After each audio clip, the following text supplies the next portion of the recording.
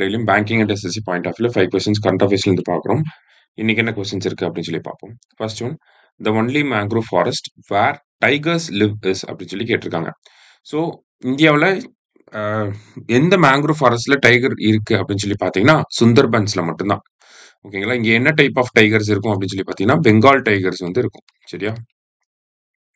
So option C தான் correct answer. அடுத்தது, which of the following cities will host FIH hockey men's junior world cup அப்படின்னு சொல்லி கேட்டிருக்காங்க. So இது தமிழ்நாட்டில் நடக்க போகுது இந்த வருஷம். சரிங்களா? தமிழ்நாட்டில் நடக்க போகுது. தமிழ்நாட்டில் எங்கன்னா சென்னை அண்ட் மதுரையில் நடக்க போகுது. அடுத்தது, what was the most preferred philanthropic cause in financial year 25 garnering 40% of all donations அப்படின்னு சொல்லி கேட்டிருக்காங்க. ஸோ மோஸ்ட் ப்ரிஃபர்டு philanthropy அப்படின்னாலே நமக்கு வந்து என்னன்னா இன்னொருத்தவங்களுக்கு ஹெல்ப் பண்றது தான். ஸோ அதிகமாக எந்த ஒரு காரணத்துக்காக ஹெல்ப் பண்ணியிருக்காங்க அப்படின்னு சொல்லி பார்த்தீங்கன்னா எஜுகேஷனுக்காக தான்.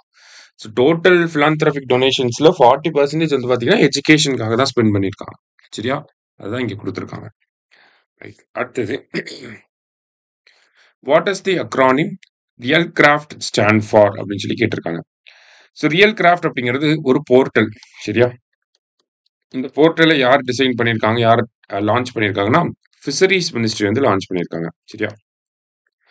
ஸோ இந்த அக்ரானிமோட ஃபுல் ஃபார்ம் என்னன்னா registration and licensing of fishing craft அப்படிங்கிறது தான் correct answer. Registration and licensing of fishing craft அப்படின்னு சொல்லுவாங்க. லாஸ்டா,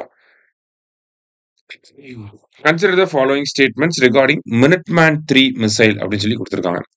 ஸ்டேட்மெண்ட் 1 வந்து பார்த்தீங்கன்னா it is an American made ballistic missile அப்படின்னு சொல்லி கொடுத்துருக்காங்க. ஸோ மினிட்மேன் அப்படிங்கிறது அமெரிக்கன் மிசைல் தான் கரெக்ட்.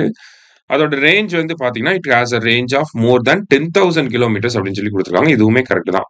இந்தியாவோட அக்னி வந்து பார்த்தீங்கன்னா இப்போதான் நம்ம 6,000 கிலோமீட்டர்ஸ்க்கே ரேஞ்ச் கொண்டு வந்திருக்கோம். ஆனால் அமெரிக்காவோட மினிட்மேன் அப்படிங்கிறது 10,000 கிலோமீட்டர்ஸ் ரேஞ்ச் வச்சிருக்கக்கூடிய ஒரு மிசைல். சரியா?